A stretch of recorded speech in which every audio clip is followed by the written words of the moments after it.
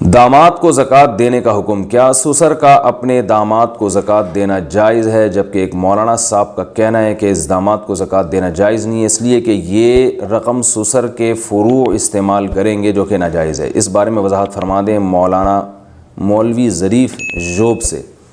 داماد کو زکوٰۃ دے سکتے ہیں، جائز ہے، اگرچہ وہ ان کے فروع یعنی ان کی اولادیں استعمال کریں، اس لیے کہ آپ جب کسی کو زکوٰۃ دیں تو پھر اس کی مرضی، وہ جہاں چاہے خرچ کرے۔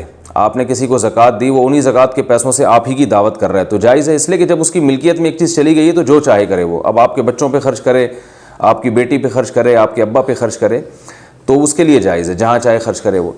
لیکن یہ کہ اپنے اصول اور اپنی فروع کو براہ راست نہیں دے سکتے، یعنی اپنے ماں باپ کو، اپنے دادا پردادا نانا نانی کو نہیں دے سکتے، اسی طرح اپنی اولاد کو، بیٹے بیٹیاں پوتے نواسے، ان کو نہیں دے سکتے۔ ان کے علاوہ دے سکتے ہیں، جیسے داماد ہے یا بہو ہے یا سسر ہے، ان کو زکوٰۃ دینا جائز ہے۔